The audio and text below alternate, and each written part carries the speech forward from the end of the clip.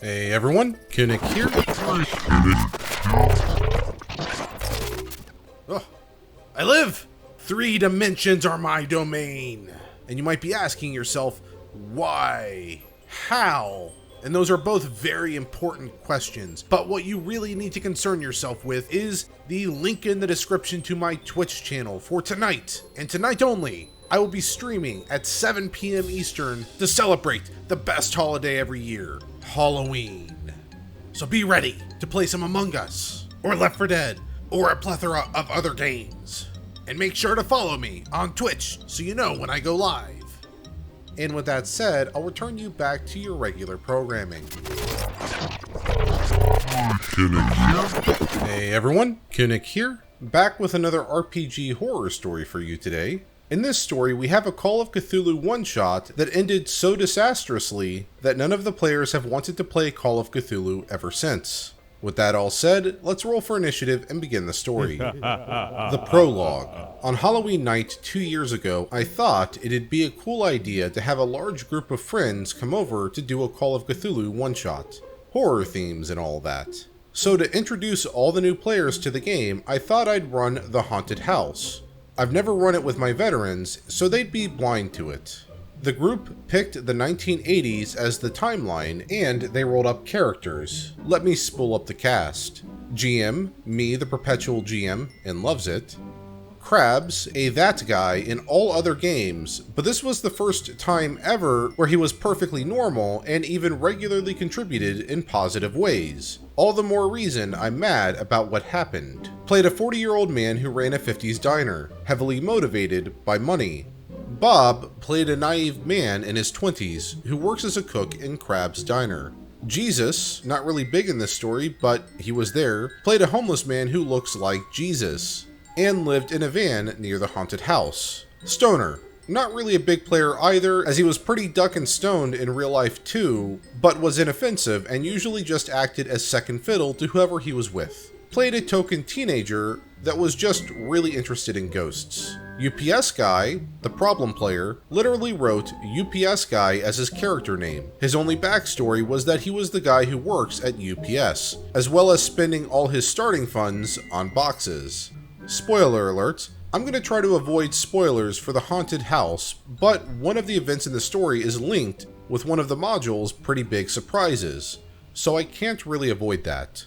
So the session starts off incredibly well, more well than I expected.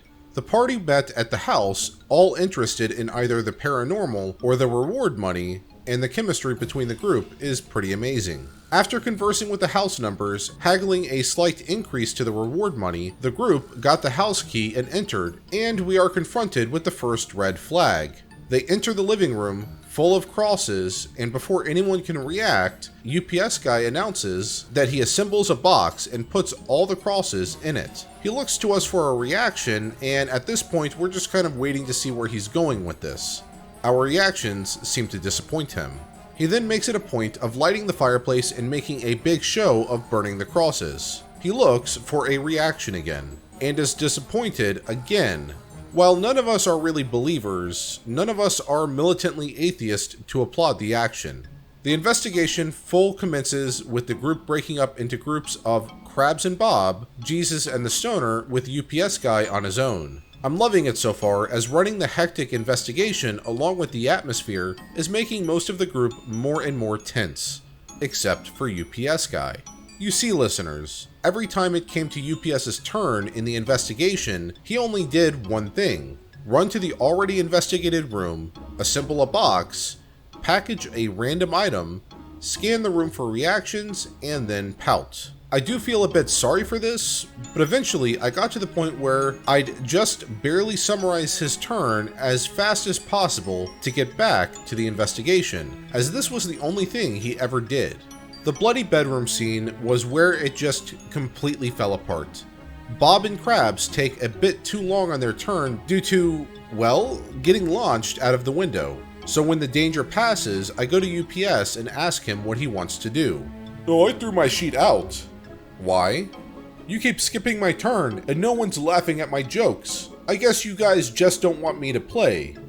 Apparently the box thing was a joke, and he kept checking to see if we were going to laugh at it this time. At this point, the game slows to a crawl as UPS guy just stays at the table and snaps at someone whenever they talk, either making fun of their idea or repeating their actions in a mocking voice. Everyone was looking at me, and like a ducking idiot, I didn't kick him out. The only reason he was even staying was because Krabs was going to a party after this, and he was his ride.